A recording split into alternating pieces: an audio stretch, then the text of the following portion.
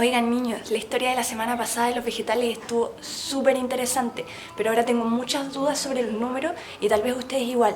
Voy a preguntar si es que hay una nueva historia sobre los números que Montessori nos puede explicar. Oye papá, tengo dudas sobre los números. ¿Hay alguna historia nueva de Montessori que nos explique sobre eso? Sí, Montessori siempre nos va mostrando desde lo más grande a lo más chico. Hemos escuchado la formación del universo, cómo se formó la Tierra, cómo aparecieron los primeros hombres en la Tierra. Y ahora, claro, Montessori también tiene una historia para los números, como las letras. Entonces, yo te invito a verla, si es que quieres escucharla, y a ustedes, niños, también. Vamos a ver la historia de los números. Siempre estamos llenos de preguntas. ¿De dónde vienen los números? ¿Cuándo aparecieron? ¿En qué momento? ¿Para qué servían? Hoy en día todavía hay personas que no saben cuánto es 2 más 2. En algunas partes de Colombia, en Brasil, en misma África. ¿Ya? Pero cómo llegaron estos números aquí es por una necesidad. Empezaron a pensar cuánto será esto. Y lo primero que usaron pueden ser unas piedritas. Entonces decían, por ejemplo, ¿cuántas ovejas tengo? Y ahí tenían las piedritas. También usaron las manos, por ejemplo, ¿ya? Porque las manos van con los dedos, van para todos lados con nosotros. Entonces, ¿cuánto es esto? ¿Cuánto es esto? ¿Cuánto es esto? Siempre se fueron usando, digamos, a lo largo de la historia, lo que tenía más cerca. Necesitabas contar, usaron palos, piedritas y algunos nudos con cuerdas. Lo primero que se sabe es sobre los babilónicos, en Mesopotamia, hace 5.000 años más o menos. Los babilónicos eran comerciantes, por lo tanto necesitaban ir como escribiendo, y escribieron unas tablillas de madera con escrituras cuneiformes. Y sus números entonces eran igual que sus letras.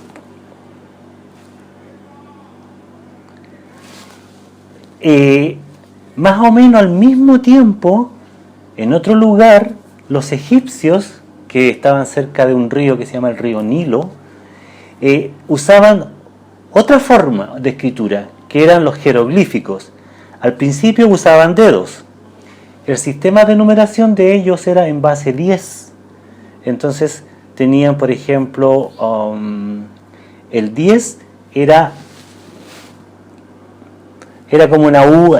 Después, que el 10 puede representar, puede ser que representaba un puño.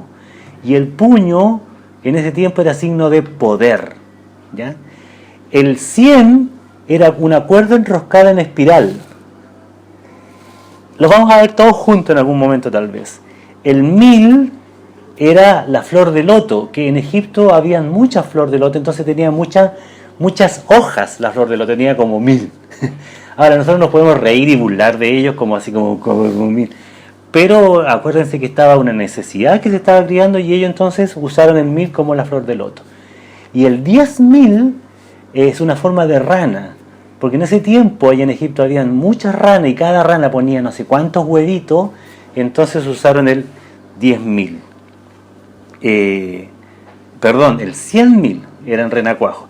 Y el 10.000, como acuérdense que era el poder, el faraón hacía así y juntaba 10.000 soldados. Así que rectifico, el 10.000 es los 2 dedos cruzados y el 100.000 son los renacuajos, porque eran muchos renacuajos. De hecho hay una historia donde muchas ranas invaden Egipto y todo eso. Ese es el número que usaban los egipcios. Los chinos tenían otro sistema de numeración. Tenían símbolos para representar el 1 al 9, el 10, el 100, el 1000. En otro lugar del planeta, hace unos 2500 años más o menos, los griegos inventaron algo diferente. En vez de inventar símbolos, usaban las letras de su alfabeto. Y los hebreos también hicieron lo mismo. Usaron las mismas letras para usar los números. Pero era muy difícil hacer operaciones con este sistema.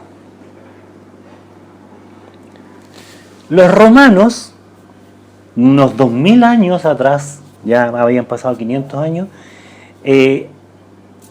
tenían, digamos, empezaron a usar los dedos también, pero como un poquito más estilizado, digamos. Entonces, 1, 2, 3, 4, 5. ¿Ven el 5? ¿Ya? Y el 10 entonces sería 5 más 5, la X. ¿Ya? El 1000, la M, la X, el 10, el 1000, la M y así. Solamente usaban letras. Pero era muy difícil. Con ellos se empezó un poco a usar las operaciones, pero suma y resta. Era muy difícil usar la multiplicación y división con ese tipo de escritura. Los hindúes, hace unos 2000 años más o menos, con algunos cambios se convirtieron en los signos que nosotros usamos actualmente.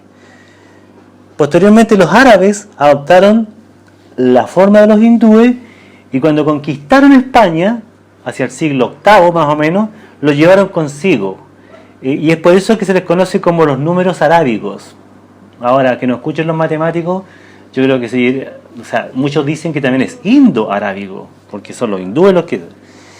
los mayas, y aquí es como hay que desenterrar esto, porque los mayas usaban base 20, ¿ya? Los choclos, que ellos usaban mucho, que era su comida principal, eran los números que ellos tenían. Y se dice que ellos empezaron a utilizar el 0. No se sabe muy bien porque los españoles arrasaron con toda esa cultura, por lo tanto no quedó mucho de eso. Lo del 0, probablemente en la India se originó la idea de representarlo, porque en el fondo es dame 0 helado, dame 0 silla. Lo importante era la posición. Entonces los árabes tomaron prestada la idea del 0 graficado y se lo llevaron a Europa con el nombre de sirf, que significa vacío. Entonces, eso fue, como les dije recién, en el siglo VIII más o menos, donde se introduce. Se empieza a escribir más cuando empiezan a aparecer los libros, y ahí empieza entonces a aparecer el 0, que es nuestro sistema que usamos ahora en nuestro sistema decimal. Espero que les haya gustado la historia de los números.